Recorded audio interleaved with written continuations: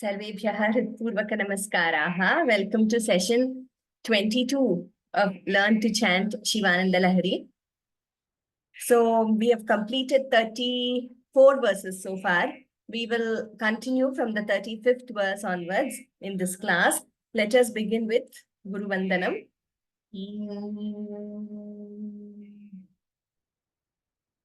गुरुरेव गतिर्गुरुमेव भजे गुरुणैव सहास्मि नमो गुरवे न गुरोः परमं शिशुरस्मि गुरोः मतिरस्ति गुरौ मम पाहि गुरो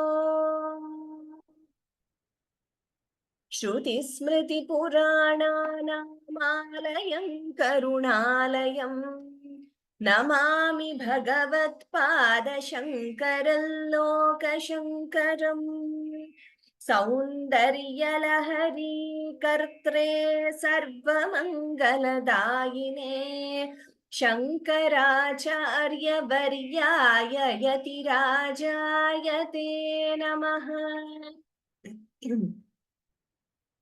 शङ्कारूपेण मच्चित्तं पङ्कीकृतमभूद्यया किङ्करीयस्य सा माया शङ्कराचार्यमाश्रये प्रह्लादवरदो देवो यो नृसिंहः परो हरिः नृसिंहोपासकं नित्यं तन्नृसिंहगुरुं भजे श्री सच्चिदानंद शिवाभिनव्य नृसिंह भारत्यभिधान्यतीन्द्रान् विद्यानिधीन् मन्त्रनिधीन् सदात्मनिष्ठान् भजे मानव शम्भुरूपान् सदात्मध्याननिरतम् विषयेभ्यः पराङ्मुखम् नौमि शास्त्रेषु निष्णातम् चन्द्रशेखर भारतीं विवेकिनं महाप्रज्ञं धैर्यौदार्यक्षमानिधिं सदाभिनवपूर्वन्तं विद्यातीर्थगुरुं भजे भारती करुणापात्रं भारती पदभूषणं भारती पदमारूढं भारती तीर्थमाश्रये भारती तीर्थवर्यन्तं भक्तहृत्तापनाशनं भवभीतिहरं देवं भावये सततं हृदि विद्या विनय संपन्नौ वीतरागौ विवेकिनं वन्दे वेदान्त तत्त्वज्ञौ विधुशेखर भारतीम् अनन्त गुण संपन्नामनन्ताभिधयाश्रुताम् अनन्त ज्ञानदात्रीं तां मातरं प्रणुमो वयम् गैर्वाण्या संविबोधेन जीवनं मौल्यसंयुतं या करोत्तान्नमाम्यम्बां शारदामूर्तरूपिणी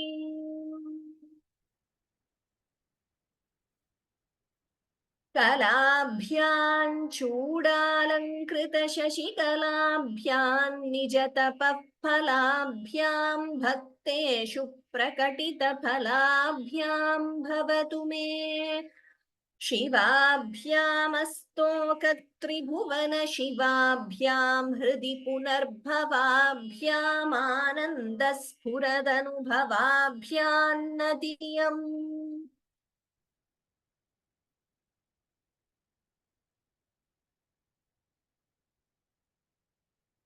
Okay, so we learnt verses 32, 33 in the last class.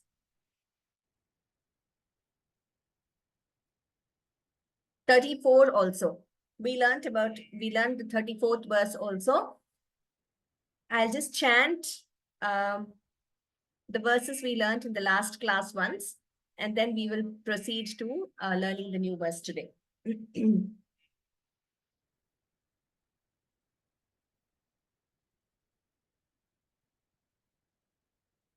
नालौ वासकृदेव देव भवतः सेवानतिर्वानुतिः पूजा वा स्मरणं कथा श्रवणमप्यालोकनं मादृशाम् स्वामिन्न स्थिरदेवतानुसरणायासेन किं लभ्यते का वा मुक्तिरितः कुतो भवति चेत् किं प्रार्थनीयं तदा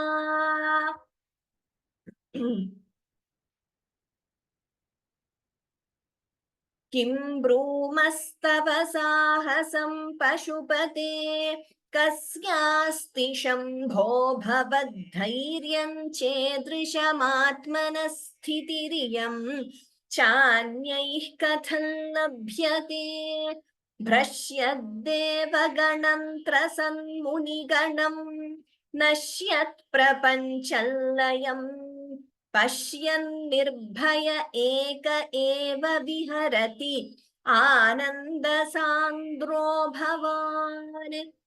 So in this verse, Shankaracharya describes that absolute courage, sahasa of Shambhu in Parameshwara in witnessing the dissolution. He was not perturbed or affected in any way. That is the Atmanaha Sthiti. The one who has attained Shivanandam also is in that Sthiti, unperturbed, and the mental peace is uninterrupted by any of the external happenings.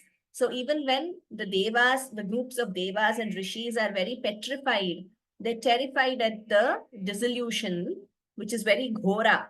And Parameshwara witnesses that dissolution, and he is that Ananda Sandra, that embodiment of supreme bliss, and that same blissful state he is in, not even affected little bit by the dissolution. So we had stopped here in the previous class. Now we will learn verse 35 today. Shriya.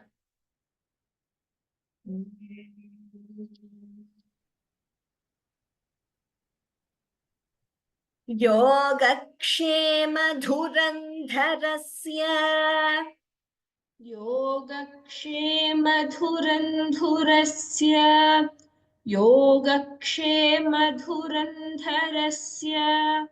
It is Yogakshema-dhurandharasya. Once again, Yogakshema-dhurandharasya.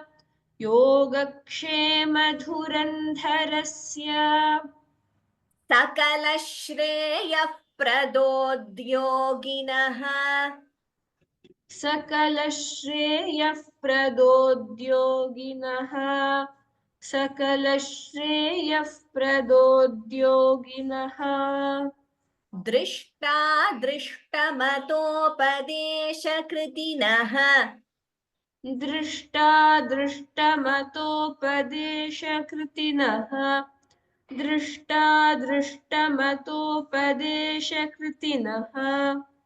बाह्यान्तरव्यापिनः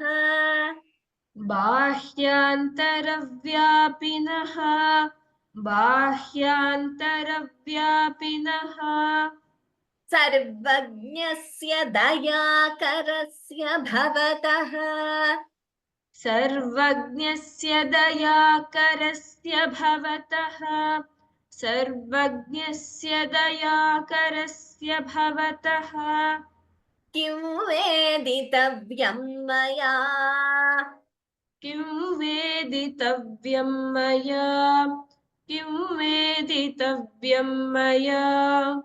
शम्भो त्वं परमान्तरङ्ग इति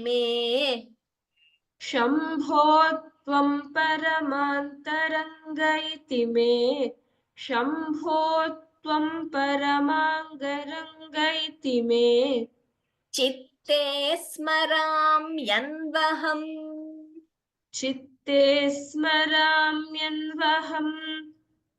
चित्ते स्मराम्यन्वहम्।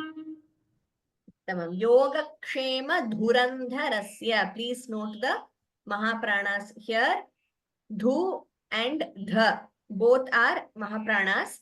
And Sakala Shreya Pradodyoginaha. Here Dvitvam is very distinctly heard. Here also Yoga Kshema, again there, that K is doubling if you notice.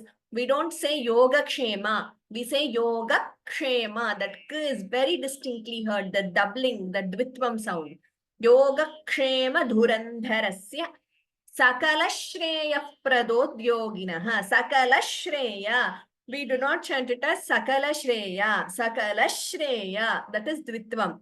Sakala Shreya Pradodyoginaha. So here, this symbol here is for Upadmaniya. We all know by now. Visarga followed by pa or pha. We pronounce the Upadmaniya there. Sakala Shreya Pradodyoginaha. दृष्टादृष्टमतोपदेशकृतिनः बाह्यांतरव्यापिनः. Again, the Dvitvam here, it's very distinctly heard. बाह्यांतरव्यापिनः. Sarvagnyasya, again Dvitvam. Dayakarasya. Actually, everywhere here, Sarvagnyasya, that S is doubling. Dayakarasya, again there S is doubling. Bhavataha kim veditavyam maya. Here you can combine and chant it as Kyum veditavyam maya, that anuswara. Shambho Mahaprana. Tvam Paramantaranga iti me chitte smaramyanvaham. Note this word, smaramyanvaham. Now we will do one pada at a time, one quarter. Yogakshema dhurandharasya sakala shreyah pradodyoginaha. योगक्षेमधुरन्धरस्य सकलश्रेयः प्रदोद्योगिनः। योगक्षेमधुरन्धरस्य सकलश्रेयः प्रदोद्योगिनः। दृष्टादृष्टमतोपदेशकृतिनः बाह्यान्तरव्यापिनः. दृष्टादृष्टमतोपदेशकृतिनः बाह्यान्तरव्यापिनः। दृष्टादृष्टमतोपदेशकृतिनः बाह्यान्तरव्यापिनः। सर्वज्ञस्य दयाकरस्य भवतः किं वेदितव्यं मया. सर्वज्ञस्य दयाकरस्य भवतः किं वेदितव्यं मया। सर्वज्ञस्य दयाकरस्य भवतः किं वेदितव्यं मया। शम्भो त्वं परमान्तरङ्ग इति मे चित्ते स्मराम्यन्वहम्. शम्भो त्वं परमान्तरङ्ग इति मे चित्ते स्मराम्यन्वहम्। शम्भो त्वं परमान्तरङ्ग इति मे चित्ते स्मराम्यन्वहम्। Half verse. योगक्षेमधुरन्धरस्य सकलश्रेयः प्रदोद्योगिनः दृष्टादृष्टमतोपदेशकृतिनः बाह्यान्तरव्यापिनः. योगक्षेमधुरन्धरस्य सकलश्रेयः प्रदोद्योगिनः दृष्टादृष्टमतोपदेशकृतिनः बाह्यान्तरव्यापिनः। योगक्षेमधुरन्धरस्य सकलश्रेयः प्रदोद्योगिनः दृष्टादृष्टमतोपदेशकृतिनः बाह्यान्तरव्यापिनः। सर्वज्ञस्य दयाकरस्य भवतः किं वेदितव्यं मया. शम्भो त्वं परमान्तरङ्ग इति मे चित्ते स्मराम्यन्वहम्। सर्वज्ञस्य दयाकरस्य भवतः किं वेदितव्यं मया शम्भो त्वं परमान्तरङ्ग इति मे चित्ते स्मराम्यन्वहम्। सर्वज्ञस्य दयाकरस्य भवतः किं वेदितव्यं मया शम्भो त्वं परमान्तरङ्ग इति मे चित्ते स्मराम्यन्वहम्। Now the entire verse. योगक्षेमधुरन्धरस्य सकलश्रेयः प्रदोद्योगिनः दृष्टादृष्टमतोपदेशकृतिनः बाह्यान्तरव्यापिनः सर्वज्ञस्य दयाकरस्य भवतः किं वेदितव्यं मया शम्भो त्वं परमान्तरङ्ग इति मे चित्ते स्मराम्यन्वहम्।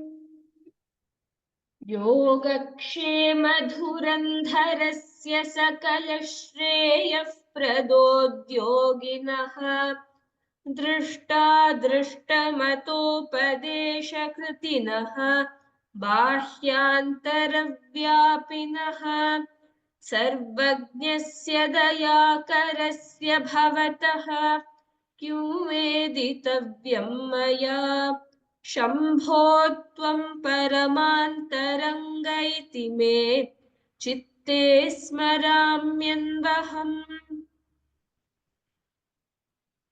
Tamam. So there is a doubt which some of you have asked. Yes, there is a dvitvam, shambhotvam. So there also there is a dvitvam before the in the last line. Okay, now let us see the meaning. A very beautiful verse. And we see a lot of similarities, and we are reminded of a lot of verses from the Gita, like we have been discussing when we study some of these verses from Shivananda Lahari also. So all of us who are familiar with the Gita, Yoga Kshema, very famous word, right? A very famous verse in Bhagavad Gita where Krishna says, Ananyash chintayanto mam ye janah paryupasate tesham nityabhiyuktanam yogakshemam vahamyaham. So he has declared this in Srimad Bhagavad Gita. I have told you this before. My guru used to call this a guarantee card, without any expiry date, without any conditions attached to it, an unconditional, absolute, timeless, eternal guarantee card which Bhagavan has given us, that he will bear the burden. Vahami is he will bear that burden of, literally he will carry or bear that burden of yoga and kshema of all his devotees. So the same words here and more similarities, which we will see as we discuss the verse. So yoga and kshema, these two are very important words we need to understand. So yoga is basically to get whatever we don't have. So when we do sankalpa in some of the pujas, they say aprapta lakshmi praptyartham. So whatever we desire for, we might desire for something in this, either, even in this world and our spiritual pursuits, both aihika, amushmika, sukha.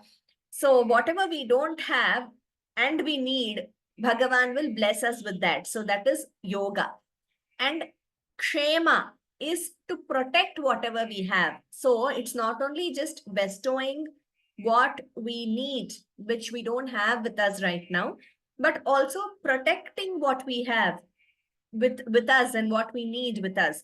So all this is done by Bhagavan. He bears that burden. He bears that responsibility. So that Krishna declares that he will do in the Gita. Here, Shankaracharya is giving that as an adjective to Bhagavan. So we find 6 beautiful adjectives to Bhagavan in this verse, to Parameshwara. Yogakshema Dhurandharasya. The one who bears the responsibility of yoga and kshema. So yoga is alabdhasya labhaha, kshema is labdhasya paripalanam. So alabdhasya labhaha, getting whatever one doesn't have, and labdhasya paripalanam, protecting or safeguarding what one has is kshema. So both Bhagavan does. And there Bhagavan has used Vahamyaham. He will bear that burden. Here, Dhurandharasya, again, the one who bears that responsibility. So, whatever Bhagavan has declared there, here Shankaracharya is addressing Bhagavan by the same adjective. Yogakshema Dhurandharasya. For those interested in a little bit of Sanskrit grammar, all these are in Shashti Vibhakti, Sarvagnyasya, Dayakarasya. So, Shambho is that Yoga Kshema Dhurandhara. He bears the responsibility of yoga and kshema. Sakala Shreya Pradodyoginaha. Sakala Shreya, all kinds of Shreyaha. Shreyaha is auspiciousness, very loosely translated.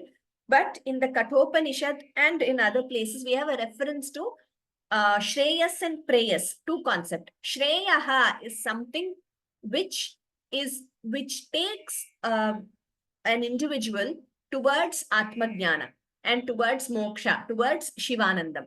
So, Sakala Shreya Pradodyoginaha, all kinds of auspiciousness, and that Shreyas once, whatever is, my guru always used to use this word, Shreyaskara. So, she used to say, this is Shreyaskara for you.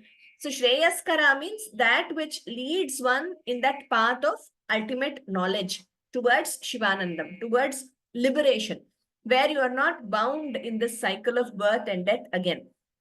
As opposed to Shreyas, Preyas is that which, they're the worldly pursuits, worldly pleasures, where when you get them, they again bind you in this cycle of birth and death.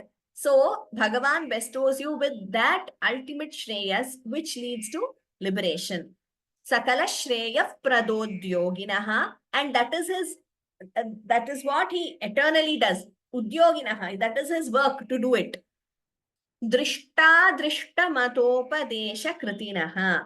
So, Drishta is that which can be seen or perceived, visible, perceived by the senses. Adrishta, beyond what can be seen or viewed, or what is not visible or what is not perceived by the senses. Both these, the fruits of both Drishta and Adrishta are given by Bhagavan. So, which means he gives both Aihika and Amushmika Phala. Drishta Matopadesha Kritinaha. Upadesha is to teach or to confer that knowledge, that message, to obtain both Drishta and Adrishta Phala, to teach the means to attain both visible and unseen, that is spiritual fruits. Drishta Matopadesha Kritinaha. This is another adjective. So we have seen three adjectives so far. Yoga Kshema Dhurandharasya, Sakala Shreya Pradodyoginaha, Drishta Matopadesha Kritinaha, and Bahyantara Vyapinaha.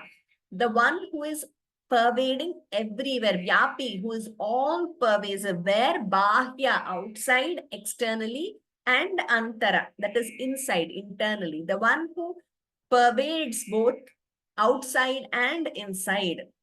So basically, he is all pervasive. Bahyantara Vyapinaha, another adjective to Bhagavan. Sarvagnyasya, Sarvam Janati iti Sarvagnyaha, the one who he is omniscient, who knows everything. So he is the all-knowing one. Sarvagnyasya, that is another adjective. Dayakarasya, who is an embodiment of mercy or compassion. Daya. Bhavataha kim veditavyam maya. What is there for me to understand, or how can I understand you, who is all these, all six adjectives which he has described Bhagavan as. Shambho, so he is all-pervading, he is the all-knowing one, and he is the one who bestows the message of the means to attain Drishta Phala. He also takes us in the path of Shreyas. He confers Shreyas on all the people. And he is also bearing the burden of yoga and kshema. Kim veditavyam maya? What is there for me to tell or to know? Shambho, O Shambhu, the bestower of happiness, Parameshwara, Tvam Paramantarangaha. You are dearest to me. Parama Apta. So the ultimate one who is Apta is the one who always wishes for your good, for your hita, eternally, always. So you are my dearest one. There is nobody who is more dear to me than Bhagavan, than you. You are dearest to me. Paramantaranga iti me chitte. In this way, in my chitta, that is in my heart or in my mind, Anvaham smarami. Anvaham, this word again very important. Anvaham, constantly, without a break. Anvaham smarami, which means I always think of Bhagavan. So again, in this Anvaham smarami, there is this connection to Srimad Bhagavad Gita. If you see, Bhagavan starts that verse saying, Ananyaha chintayantaha mam, ye janaha paryupasate, tesham nitya abhiyuktanam yogakshemam vahamyaham. So Ananya, there it means Ananya Chintanam, without a break, continuously thinking of Bhagavan, not thinking of him once in a while or once in a blue moon or when I have difficulties or when I want something very badly or when I'm scared about something, not only in such situations, but always in whatever work you are doing every day. Yat karoshi yadashnasi yat juhoshi dadasi yat. And again, Bhagavan says in Gita, Tasmat sarveshu kaleshu mam anusmara. So anusmara there means think of me, Arjuna, constantly, sarveshu kaleshu, in all the times.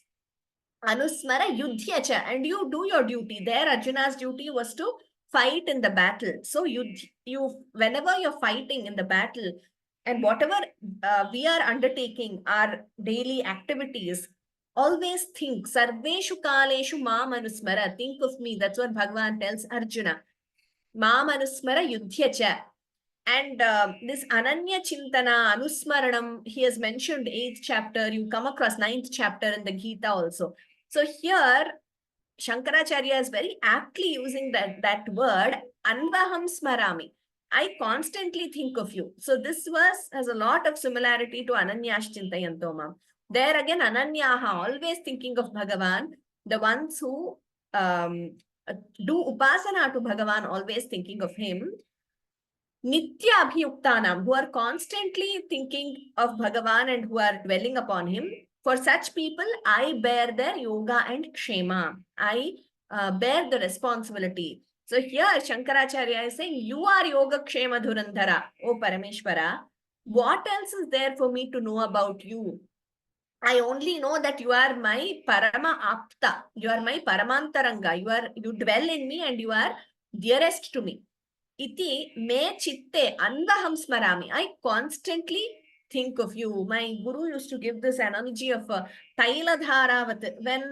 When oil drops or when oil flows from a higher plane to a lower plane, when you just pour oil from say a container to another container, it flows without a gap, without a pause, like constantly. So that is an analogy given in Sanskritam works, saying Taila Dharavat. That's the way that constant flow of thought should be there. That constant flow and constantly thinking of Bhagavan always.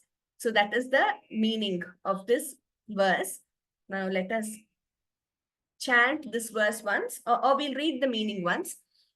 O Shambhu, the giver of happiness, you are the one who bears the responsibility of yoga, that is attaining what is not yet obtained, and kshema, protecting what has already been gained. You are ever ready to confer all auspiciousness, including liberation, and teach the means to attain both visible and unseen fruits. You are omnipresent, residing both externally and internally, the all-knowing and the embodiment of compassion. What is there for me to reveal or make known to you? You are the dearest to me, and thus I remember you in my heart every day, constantly. So let us read this verse now understanding the meaning.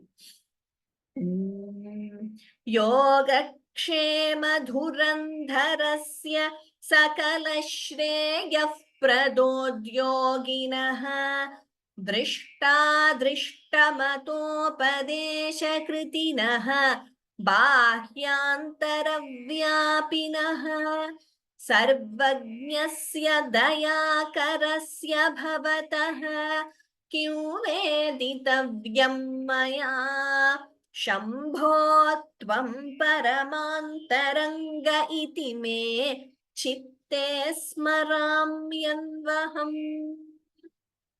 Next, Charu.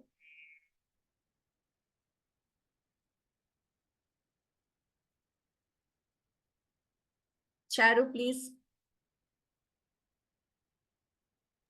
Ram Ram Ram भगिनी. Ram Ram Ram. भक्तो भक्ति गुणावृते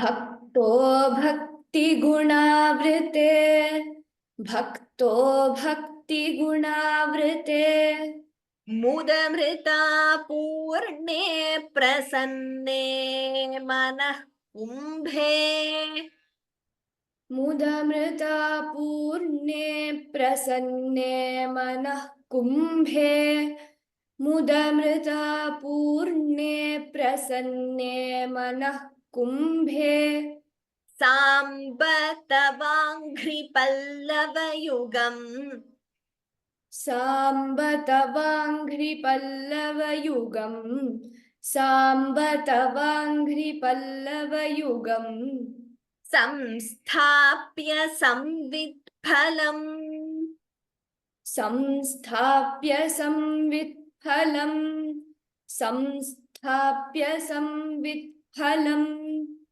सत्वं मन्त्रमुदीरयन् निज सत्वं मन्त्रमुदीरयन् निज सत्वं मन्त्रमुदीरयन् निज. Here there is a samastapadam. We actually don't split there. Nija shariragara shuddhim vahan. But first time I thought maybe it will be easier if I split there. But we are not supposed to split there. We chant together. Just for now, we will split. From next time onwards, we will chant together.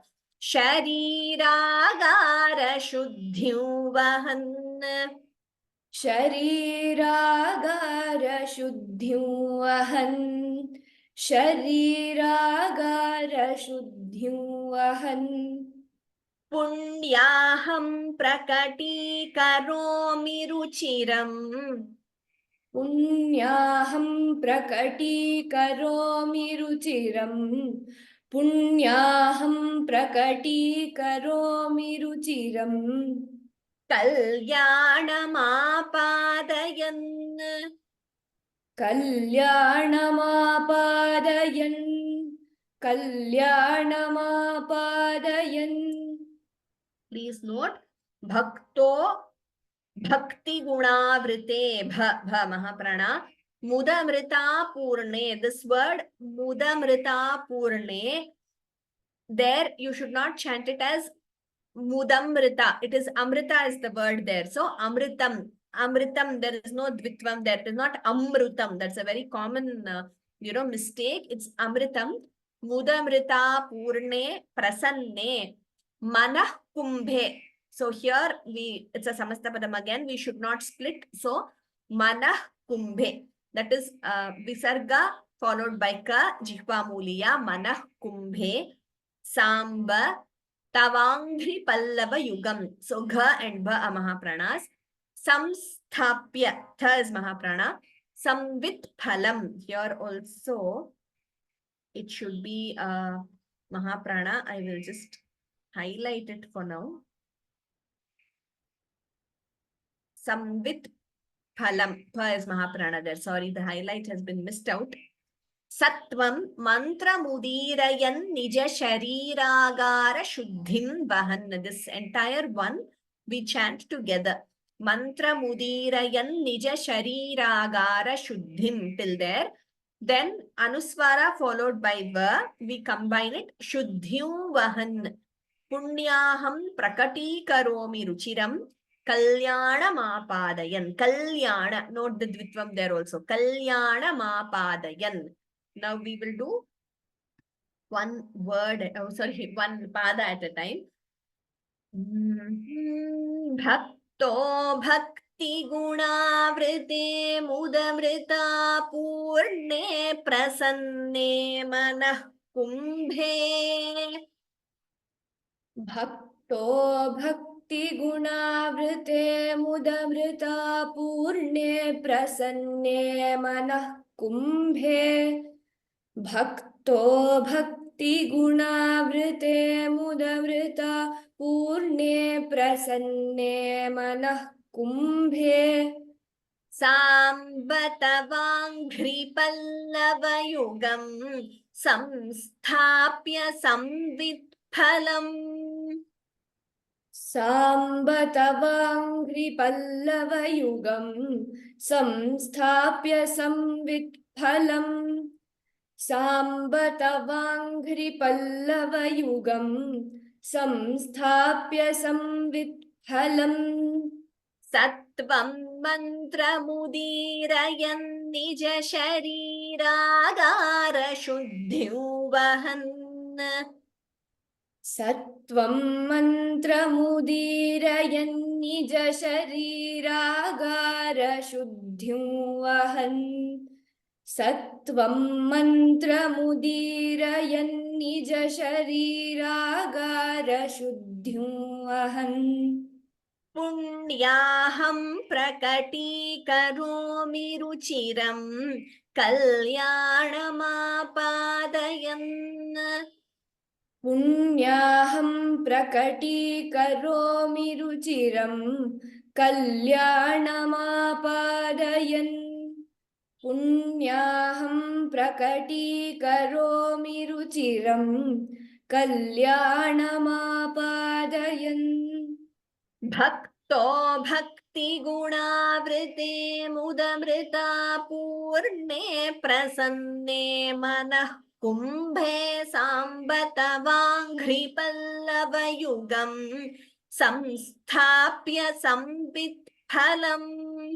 सत् yeah. भक्तो भक्तिगुणावृते मुदमृता पूर्णे प्रसन्ने मनः कुम्भे साम्बतवाङ्घ्रिपल्लवयुगं संस्थाप्य संवित्फलम् भक्तो भक्तिगुणावृते मुदमृता पूर्णे प्रसन्ने मनः कुम्भे साम्बतवाङ्घ्रिपल्लवयुगं संस्थाप्य संवित्फलम् तत्त्वं मन्त्रमुदीरयन् निज शरीरागारशुद्धिं वहन् पुण्याहं प्रकटीकरोमि रुचिरं कल्याणमापादयन्. सत्वं मन्त्रमुदीरयन् निज शरीरागारशुद्धिं वहन् पुण्याहं प्रकटीकरोमि रुचिरं कल्याणमापादयन् सत्वं मन्त्रमुदीरयन् निज शरीरागारशुद्धिं वहन् पुण्याहं प्रकटीकरोमि रुचिरं कल्याणमापादयन्. Now the entire verse. भक्तो भक्तिगुणावृते मुदमृता पूर्णे प्रसन्ने मनः कुम्भे साम्बतवाङ्घ्रिपल्लवयुगं संस्थाप्य संवित्फलम्. सत्वं मन्त्रमुदीरयन् निज शरीरागारशुद्धिं वहन् पुण्याहं प्रकटीकरोमि रुचिरं कल्याणमापादयन्. भक्तो भक्तिगुणावृते मुदमृता पूर्णे प्रसन्ने मनः कुम्भे साम्बतवाङ्घ्रिपल्लवयुगं संस्थाप्य संवित्फलम् सत्वं मन्त्रमुदीरयन् निज शरीरागारशुद्धिं वहन् पुण्याहं प्रकटीकरोमि रुचिरं कल्याणमापादयन्. Tamam, very good. So as we have seen in the previous verses, Shankaracharya has used many metaphorical representations, metaphorical usages in Shivananda Lahari with reference to the mind. So that he compared mind to a thief, mind to a tent. So many. So we have been coming across that in many of the verses so far. And very aptly, he has analyzed this mind, which is like a monkey and so chanchala, right? It always is wandering here and there. Chanchalam hi manah Krishna. So in this verse, again, we see a metaphorical representation of the mind. And also another beauty of this stotram is Shankaracharya has subtly shown us the meaning, the internal meaning behind some of the rituals which are very common. So this is one such verse. We will be referring to a very common ritual here, and how the rituals, whatever we undertake, they have a significance beyond what we just see, and what it means also internally. So what should we learn internally because of that ritual? And so when we read the verses, on one level, we have that literal meaning, whatever. Then there we have the inner meaning, and that, of course, we can go on with so much research can be done. We can go on for each verse, but at least to whatever extent we can understand, we will in this particular verse. So, as you know, all of you might be aware, whenever any puja is done or any homa is done, we see that there is this kalasha sthapanam, right? So a pot, a silver pot or whichever pot is placed, and on that, in that there is water. And sometimes for some pujas, etc., it would, apart from water, there will be some medicinal herbs or something which is healthy, nuts or something which is placed. And then on that pot, there would be mango shoots rather, or leaves placed. And on that, there will be a coconut. So this is something which we all would have seen very commonly in rituals. So sometimes we see that when homa or yajna is performed, they do the kalasha sthapanam, and then the mantras are chanted. So the atmosphere and even the water inside is energized by the vibrations of the mantras. And then it is sprinkled everywhere and on the people who are doing that particular homa. So we have a lot of rituals like that. And also another common ritual which all of you might have heard of is called Punyaha Vachanam, right? So where the place for the puja, the physical surroundings for a puja, for a ritual, are sanctified with waters by sprinkling water and with the mango leaf. So that's sprinkled. So which shows the important significance of cleanliness, both external and internal. So one reason why we undertake these rituals is for antahkarana shuddhi, that is for chitta shuddhi, for purifying our chitta, our mind. Only then the mind becomes conducive to move in the path of Shivanandam or attain that Atmajnana. So that first step should be for chitta shuddhi. And when my guru also, in the context of this stotra and in many other stotras, she has said, go on chanting, go on repeating these verses. That itself will lead to chitta shuddhi. So even if you don't do any other thing, just by these stotras which Shankaracharya has given us, chanting these, teaching these, learning these leads to that chitta shuddhi. So even that the significance behind rituals also is similar for chitta shuddhi. So here, if we will learn the basic meaning here. Later, you can go contemplate on this verse. There are so many messages which Acharya is trying to give us from this particular verse. So, manah kumbhe means the mind is compared to the vessel or a pot. He samba, that is Shiva with Parvati. Sa Amba, Shiva with Parvati. Bhaktaha. So Shankaracharya calls himself a devotee. So this stotra is teaching us the Bhakti Yoga. I am your devotee. Nija Shariragara Shuddhim Vahan. Nija Shariragara Shuddhim. So this Sharira, this body is what? It is my house.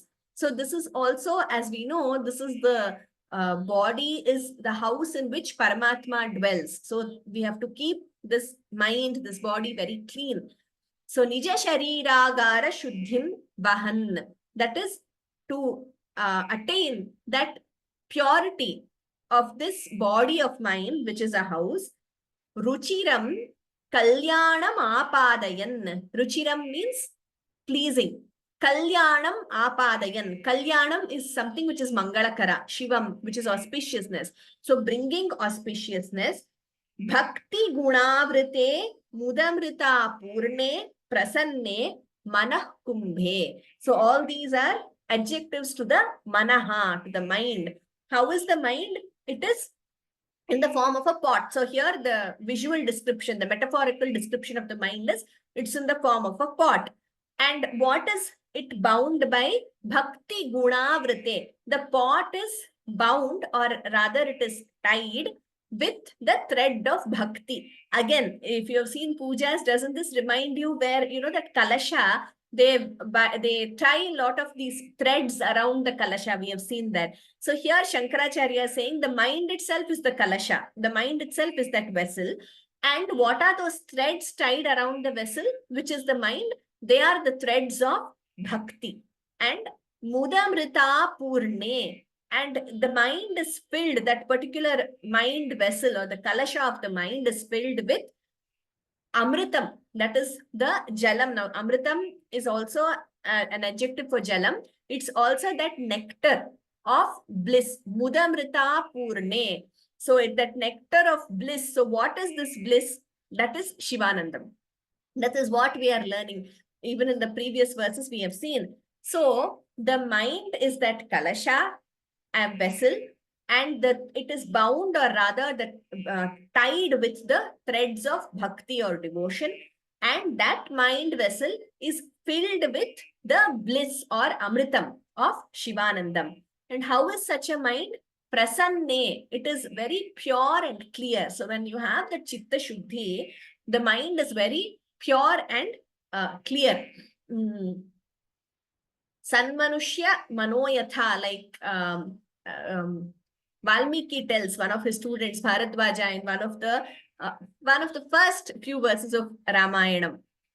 Bharadwaja Nishamaya, he says in one verse. So he describing the crystal clear water of a river, he says it is like the mind of those who are very pure. So prasanne, pure and clear mind. So with that, Manah Kumbhe, in such a kalasha, Tavangri Pallava Yugam Sambit Phalam Samsthapya. So in that particular kalasha, which is the mind, filled with water, which is bliss, and tied with the threads of bhakti, in such a mind, what do we keep? Tava Angri Pallava Yugam. So your feet, O Parameshwara, your feet are the Pallava Yugam. They resemble those tender leaves. Again, we can visualize how leaves are placed in a kalasha, right? Those mango leaves. So I place your feet, which are the tender leaves, on that particular kalasha, which is my mind. And a fruit is placed on top. So what is that proof? Samvit phalam samsthapya. Samvit phalam means the fruit of knowledge, that coconut or fruit which is placed on top. That is nothing but jnana. So this is the importance of jnana and bhakti. Both are shown in this verse. So I am your devotee. And that phalam, fruit which I place on top of the kalasha, my mind, is nothing but jnana. So both are essential to attain Shivanandam. Then samvit phalam samsthapya sattvam mantra mudirayan. So we have seen in rituals also mantras are chanted. So what is the mantra I chant? It is the mantra of sattva. As we know, we have three gunas, sattva, rajas, and tamas. Sattva, that which is very pure, blemishless. So such a mantra I chant in the mind, and punyaham prakati karomi. The punyaham, that purifying ritual, prakati karomi. So I do that punyaham, or I perform that ritual. So how beautifully a ritual which we see externally, Shankaracharya has given us the same metaphorical usages of a ritual which is commonly done, analogizing that to our own mind, also telling us how the ultimate aim of all this is that chitta shuddhi. So once again, if we can just recall, the mind itself is the kalasha. It is filled with the amritam jalam, or the bliss, water of bliss or nectar of bliss. That mind kalasha is tied with the thread of bhakti, and the leaves or the very tender shoots which are placed on the kalasha are nothing but the feet of Parameshwara, and the coconut or the fruit placed on top of the kalasha is the fruit of jnanam. So having placed all this, what do? That cleanses my body, which is my house. And with the sattva mantra, the mantra of sattva, chanting the mantra of sattva, I perform this ritual, punyaham, the cleansing ritual or the purificatory ritual, which brings auspiciousness. So we can go on and on about this verse. So let us read the verse once. Bhakto bhakti gunavrite mudamrita purne prasanne manah kumbhe sambatavangri pallavayugam samsthapya sambit phalam sattvam mantramudirayan nija shariragara shuddhim vahan punyaham prakatikaromi ruchiram kalyanamapadayan. So another way to look at this is, while the importance of cleansing externally, we know by rituals, by cleansing using water, etc. Shankaracharya is telling us how the same needs to be done internally also, chitta shuddhi. That is what is the significance of this. Okay, a very beautiful verse.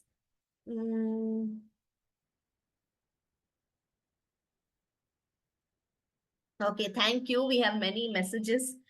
Now we will go to 37. We will see if we can do the meaning. Otherwise, we will just learn chanting this time. Aditi. Amnayam budhimadarena. Amnayam budhimadarena. Amnayam budhimadarena. Sumanas sanghas samudyan manomanthanam. Suman sangha samudyan manomanthanam. Sumanas sangha samudyan manomanthanam. All of you, please note this. Sumanas sanghaha samudyan manomanthanam. So these are the words. Sumanas sanghas samudyan manomanthanam. So there are two sirs here. Both have to be heard. So here, Sumanas sanghas samudyan manomanthanam. Okay, we will revisit that word. Dridha bhakti rajju sahitam. Dridha bhakti rajju sahitam. Dridha bhakti rajju sahitam. Kritva mathitva tataha.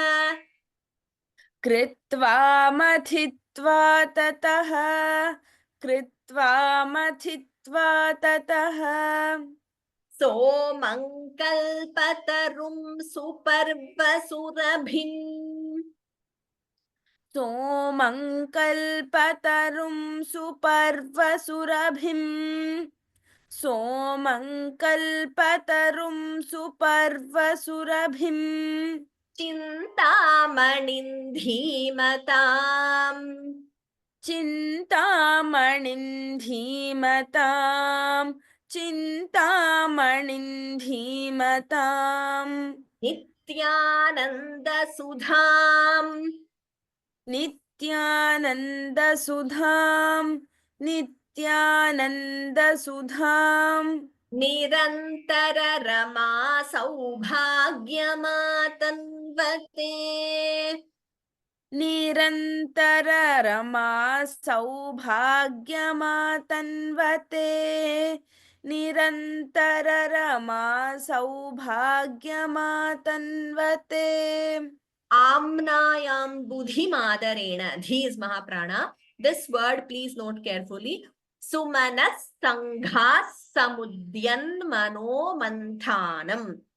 So sumanas sanghas samudyan mano manthanam. We don't pause after mano.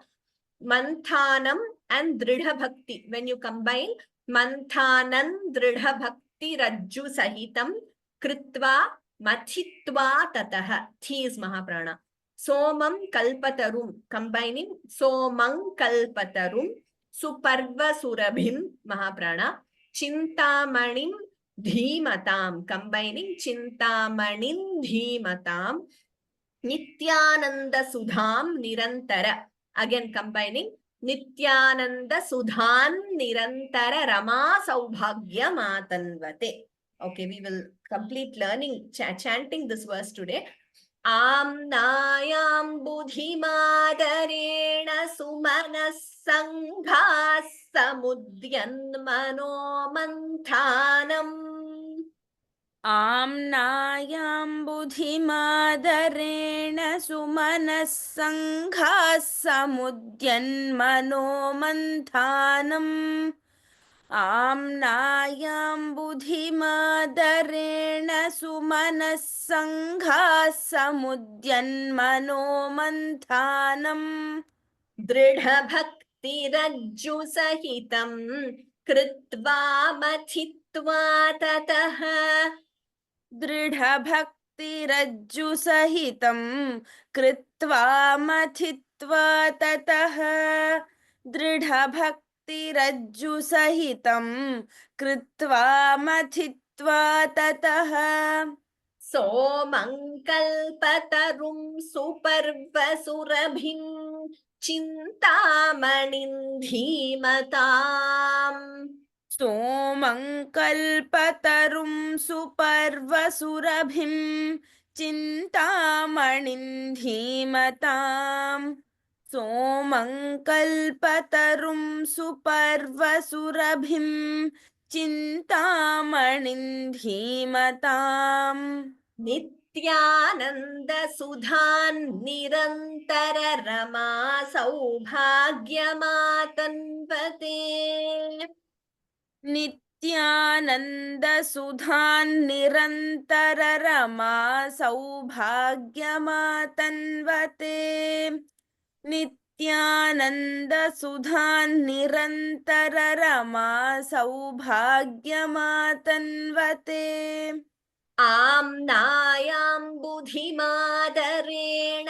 सुमनः संघाः समुद्यन्मनो मन्थानं दृढभक्तिरज्जु सहितं कृत्वा मथित्वा ततः आम्नायां बुद्धिमादरेण सुमनः संघाः समुद्यन्मनो मन्थानं दृढभक्तिरज्जुसहितं कृत्वा मथित्वा ततः आम्नायां बुद्धिमादरेण सुमनः संघाः समुद्यन्मनो मन्थानं दृढभक्तिरज्जुसहितं कृत्वा मथित्वा ततः सोमं कल्पतरुं सुपर्वसुरभिं चिन्तामणिं धीमतां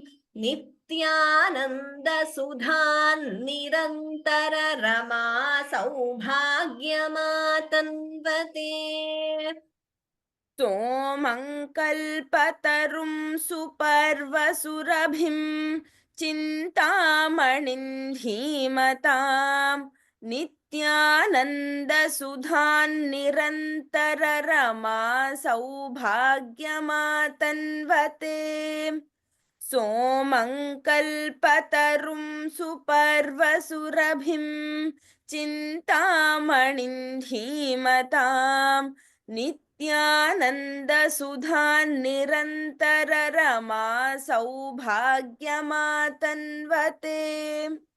आम्नायां बुधिमादरेण सुमनः सङ्घाः समुद्यन्मनोमन्थानं दृढभक्तिरज्जुसहितं कृत्वा मथित्वा ततः सोमङ्कल्पतरुं सुपर्वसुरभिं चिन्तामणिं धीमताम् नित्यानन्दसुधान् निरन्तररमा सौभाग्यमातन्वते आम्नायां बुधिमादरेण सुमनः सङ्घाः समुद्यन्मनोमन्थानं दृढभक्तिरज्जुसहितं कृत्वा मथित्वा ततः सोमङ्कल्पतरुं